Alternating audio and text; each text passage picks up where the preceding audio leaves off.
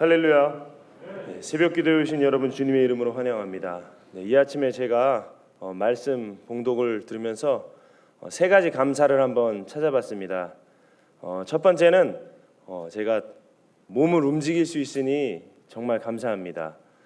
그리고 두 번째는 제가 몸을 움직여서 화장실을 갔다 왔는데 화장실을 갈 수 있게 해주시니 정말 감사하고요. 또 세 번째는 이게 설교 전에 굉장히 떨립니다, 마음이. 제가 이렇게 하나님의 말씀 전하는 것 전에 이렇게 떨리는 마음, 늘 긴장하는 마음, 이 마음을 가질 수 있는 것도 정말 큰 감사인 것 같습니다. 우리들에게 이렇게 감사의 마음을 주신 분이 하나님이심을 믿으시기 바랍니다. 하나님의 성령님께서 이 시간 우리와 함께하고 계셔서 우리로 하여금 이 아침에 감사하게 하시고 살아가게 하시는 것, 정말로 하나님께서 나보다도 더 나 자신과 가까이에 이 시간 계시다는 것을 믿으시기 바랍니다.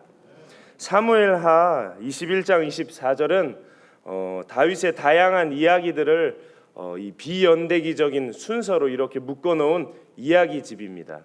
그리고 이 이야기들은 한 나라와 이 공동체 그리고 개인의 흥망성쇠가 오직 하나님께 순종하느냐 하나님께 순종하지 않느냐에 달려 있다는 것을 우리들에게 교훈적으로 가르쳐주고 있는 이야기입니다. 오늘 본문인 24장 1절에서는 이 나라의 대표자인 왕을 통하여서 그 왕과 온 나라가 어떻게 심판에 이르는지를 보여주고 있습니다. 저희 함께 오늘 본문의 1절 말씀을 함께 읽어보도록 하겠습니다. 1절입니다. 시작. 여호와께서 다시 이스라엘을 향하여 진노하사 그들을 치시려고 다윗을 격동시키사 가서 이스라엘과 유다의 인구를 조사하라 하신지라. 아멘. 저는 처음에 이 부분을 읽을 때 도대체 인구 조사를 하는 게 뭐 그렇게 큰 죄인가라는 생각을 했습니다. 왜 도대체 하나님께서 이렇게 노하시는가라는 의문을 가지고 주석책을 찾아보았습니다. 이 1절에 감동시키다라고 번역된 단어는 히브리어 수트라는 단어인데, 이 수트라는 단어는 뭔가 이 어감에서도 말해주고 있는 것처럼 이렇게 툭 찌르다라는 의미를 가지고 있습니다. 즉 이미 이 교만에 차오른 이 이스라엘 백성과 다윗을 심판하기 위해서 그들이 강하다고 믿는 부분, 그들이 잘났다고 생각하고 있는 부분을 하나님께서 지금 툭 찌르고 계시다라는 것을 우리가 알 수가 있습니다. 저희들의 삶에도 그럴 때가 있지 않습니까? 나는 이 부분을 정말로 잘해, 나는 이 부분이 진짜 잘났어 라고 생각하지만 믿음 생활하는 데 있어서는 그 부분 때문에 무너집니다. 하나님을 의지하지 않는 그 부분, 하나님을 생각하지 않는 그 부분 때문에 믿음 생활할 때 와르르 무너지는 경우를 우리가 많이 경험합니다. 하나님께서는요, 우리가 우리의 힘으로 높이 쌓아올린 성들을 계속 무너뜨리십니다. 그렇게 무너뜨리시면서 하나님께서는 나를 의지하거라, 나에게 순종하거라 하는 메시지를 우리들에게 계속 전해주십니다.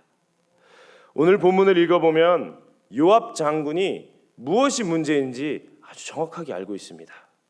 3절 제가 읽겠습니다. 요압이 왕께 아뢰되 이 백성이 얼마든지 왕의 하나님 여호와께서 100배나 더하게 하사 내 주 왕의 눈으로 보게 하시기를 원하나이다. 그런데 내 주 왕은 어찌하여 이런 일을 기뻐하시나이까 하되. 그러나 지금 다윗 왕에게는 무엇이 옳고 무엇이 옳은지 볼 수 있는 눈이 가려져 있습니다. 우리가 하나님 바라보지 않고 스스로에게 몰입될 때 이런 일이 발생합니다. 상당히 재미있습니다. 심지어 요압도 무엇이 문제인지 압니다. 이 사무엘 상하를 읽어보면 요압이 어떤 인물로 나옵니까? 상당히 사리분별 못하는 사람, 자기 생각대로 행동하는 사람으로 묘사됩니다. 그런데 오늘 본문에서는 요압이 정확히 무엇이 문제인지 알고 있습니다. 본인만 모릅니다. 다윗은 모릅니다. 이 방법이 옳다, 이 방법은 먹힌다, 잘 될 것이다 라고 생각을 합니다. 이것은 위닝 멘탈리티가 아닙니다.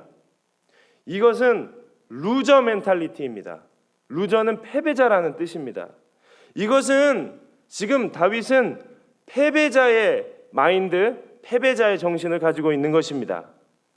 하나님을 의지하지 않는 이 루저 멘탈리티에 사로잡히면 주위가 보이지 않게 됩니다. 우리 자신이 루저 멘탈리티인지 위닝 멘탈리티인지 알 수 있는 방법이 있습니다. 내가 지금 붙잡고 있는 이 일을, 이 문제를 내려놓고 하나님께 나올 수 있느냐? 하나님께 나올 수 있으면 위닝 멘탈리티입니다. 하나님께 나올 수 있으면 승리합니다. 하나님께 나올 수 있으면 하나님께서 승리를 주십니다. 그래서 이 새벽에 첫 시간을 드리는 이 새벽 기도에 나온다는 것이 우리들에게 승리의 은혜를 주는 것입니다. 아마 오늘 본문에 분명하게 드러나진 않습니다. 그러나 이 통일 왕국을 이 다윗이 이루고 아마 이런 자만에 빠졌을 것 같습니다. 내가 통일한 이 나라, 이 힘이 얼마나 될까? 이 싸울 수 있는 사람들 얼마나 될까? 한번 다윗은 이것들을 생각하고 싶었는지도 모르겠습니다. 자신이 이루었다, 우리의 힘으로 이루었다라는 이 자기 과시적 교만이 이 다윗과 온 백성들의 마음을 조금씩 갉아먹고 있었던 것 같습니다. 4절 저희가 함께 읽어보도록 하겠습니다. 4절입니다. 시작. 왕의 명령이 요압과 군대 사령관들을 재촉한지라 요압과 사령관들이 이스라엘 인구를 조사하려고 왕 앞에서 물러나. 아멘. 다윗이 막 재촉합니다. 재촉해야 합니까? 멈춰야 합니까? 다윗은 지금 멈춰야 할 때입니다. 그러나 재촉합니다. 요압의 말을 들었을 때 다윗은 멈추었어야 합니다. 하나님의 방법은 참 신기합니다. 요압을 그 누가 제일 잘 알았을까요? 다윗이 아마 가장 잘 알았을 것입니다. 이 요압이 어떤 사람인지 누구보다도 자기 힘을 과시하는 사람 아닙니까? 누구보다도 그 힘과 권력을 자기 마음대로 이용하는 사람 아닙니까? 다윗이 잘 알았습니다. 그런데 그런 사람이 이런 말을 해? 아마 다윗은 자신의 잘못을 더 인정하기가 싫었을 것입니다. 저희가 살다 보면 어떻습니까? 사람들과의 갈등을 피할 수가 없습니다. 막 티격태격 싸우고 너가 옳고 내가 옳고 넌 틀려, 넌 잘못됐어, 내가 옳아 막 싸웁니다. 그런데 싸우는 사람들만 모르는 사실이 있습니다. 밖에서 보기엔 어떻습니까? 다 똑같습니다. 똑같은 놈들끼리 싸우고 있네. 비슷하니까 싸운다는 것입니다. 비슷하니까. 이 밖에서 보면 둘이 아주 똑같습니다. 우리가 이렇게 삽니다. 특히 이 요압 같은 사람 앞에 서면 어떻습니까? 우리의 요압스러움을 숨기고 싶어 안달이 납니다. 그렇게 우리는 하나님 앞에 설 기회를 잃어버립니다. 다윗도 그 기회를 잃어버렸습니다. 그리고 사람들을 막 재촉하기 시작합니다. 인구조사하자, 나의 힘을 알아보자, 나의 군대를 알아보자, 막 재촉합니다. 그 인구조사의 결과가 어떻습니까? 9절입니다. 요압이 백성의 수를 왕께 보고하니 곧 이스라엘에서 칼을 빼는 담대한 자가 80만 명이요 유다 사람이 50만 명이었더라. 삼국지 읽어보면 이 정도 수는 다 가지고 있습니다. 한 1000만은 돼야지 조조의 1000만 대군 아무것도 아닙니다. 조사해보니까 아무것도 아닙니다. 비교하는 이 대상에 따라 다르겠지만 그렇게 대단한 수는 아닙니다. 이제서야 다윗은 깨닫습니다. 그리고 하나님 앞에 나와 회개하기 시작합니다. 우리들의 인생도 참 이와 비슷합니다. 내 능력은 어느 정도일까? 나는 어떤 사람일까? 내 자존감, 내 정체성, 내 가정, 내 직책, 나를 알려고 하는 끊임없는 노력과 그리고 그 나에 대한 나만의 이해를 우리는 굉장히 소중하게 여깁니다. 우리가 노래합니다. 하나님 사랑의 눈으로 너를 어느 때나 바라보시고, 그런데 내가 보고 싶은 부분만 하나님께서 보고 있다고 생각합니다. 하나님 인자한 귀로서 언제나 너에게 기울이시니라고 이야기하지만, 진짜 우리 마음 깊은 곳에 있는 실패 이야기, 진짜 우리 마음 깊은 곳에 있는 어둠의 이야기, 아픔의 소리, 그 방황의 이야기는 하나님께서 왠지 듣지 않으실 것 같아라고 생각하고 꾹꾹 숨겨둡니다. 그러다 보니 우리 스스로 막 인구조사를 합니다. 그리고 내 생각에 싸움에 나갈 만한 이 부분, 요 부분, 저 부분만 나고, 앞에 보여줄 수 없는 외로움, 무력함, 연약함, 이런 것들은 칼을 뺄 수 있는 담대한 자라는 그 숫자에 포함시키지 않습니다. 우리 모두가 정말로 참 듣기 싫겠지만 오늘 본문에 요압도 압니다. 여러분, 요압도 알아요. 요압에 따르면 이거 뭡니까? 교만입니다. 교만.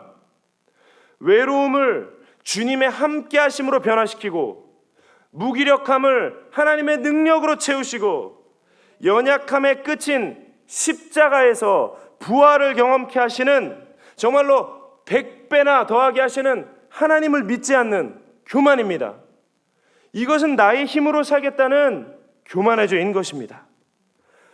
부활의 주님께서는 이 아침에도 말씀하십니다. 내가 너를 너 생각보다 더 사랑해. 내가 너를 정말로 너가 생각하는 그것보다 더 사랑해라고 말씀하십니다. 정말로 주님께서는 부활하셔서 사랑의 삶이 진리다, 부활의 삶이 진리다라고 말씀하시지만, 저도 부활의 주님을 바라볼 때 저 스스로를 사랑하기를 어느샌가 멈춰버렸다라는 것을 느꼈습니다. 그리고 저도 칼을 빼는 담대한 자들만 세고 있습니다. 제 모습 중에 다윗과 비슷한 모습이 딱 한 군데 발견했습니다. 오늘 본문은 그런 우리들의 모습 너무나도 명확히 뭐라고 규정합니까? 죄라고 규정하고 있습니다. 나를 사랑하기를 멈춘 것, 나의 인생을 사랑하기를 멈춘 것, 사랑의 도전을 멈춘 것, 모두 죄입니다. 우리들의 삶 가운데는 참 음식과도 같은 역설이 존재합니다. 음식은 어떻습니까? 음식은 죽음으로써 우리들에게 생명을 줍니다. 여러분, 노량진 수산시장에 혹시 가보셨습니까? 노량진 수산시장에 가면 활력이 넘칩니다. 펄떡펄떡 뛰는 물고기들, 판매하는 우리 사업자분들, 그리고 그것을 먹기 위해 온 손님들. 그런데 그 노량진 수산시장을 물고기 입장에서 생각해 보면 섬뜩합니다. 정말로 너무나 무서운 곳입니다. 그런데 그 무서운 곳이 인간에게는 끊임없는 활력을 줍니다. 모든 음식은 죽어서 우리들에게 생명을 줍니다.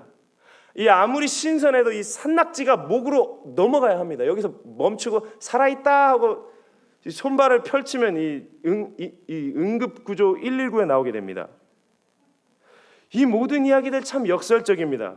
그러나 이 이야기들을 통해 모든 것이 합력해서 선을 이룸을 선포하시는 주님의 부활의 능력을 보여주고 있는 어떤 위트같이 저는 느껴집니다.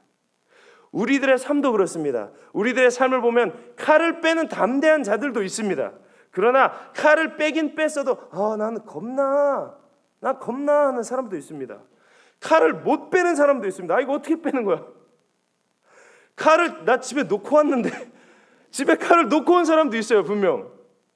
그리고 칼을 들 힘이 없는 사람도 있어요. 나 오늘 진짜 칼 들기 싫어. 그 모든 것들이 다 우리들의 모습 아닙니까? 우리들의 인생 아닙니까? 요즘 우리들 마음 어떻습니까? 요즘 우리들의 마음을 볼 때 이 춘곤증으로 목으로 넘어간 힘 빠진 산낙지 같다라고 느끼실 때도 있지 않습니까? 괜찮습니다. 산낙지는 목으로 넘어가야 됩니다.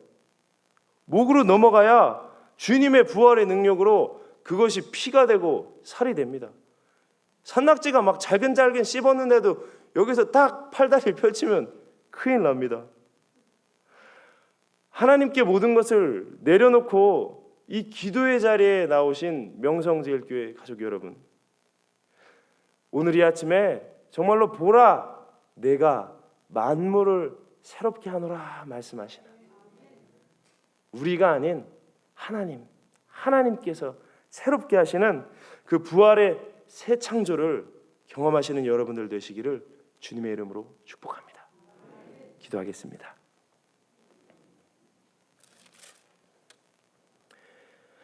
요압이 왕께 아뢰되 이 백성이 얼마든지 왕의 하나님 여호와께서 100배나 더하게 하사 내 주 왕의 눈으로 보게 하시기를 원하나이다. 하나님께서 100배의 축복 주십니다.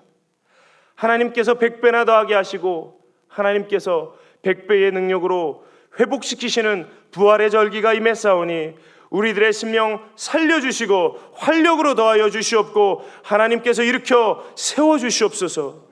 주님의 능력으로 사역하게 하시고 주님의 능력으로 살아가게 하시고 주님의 능력으로 나아갈 수 있도록 은혜 위에 은혜를 더하여 주시옵소서.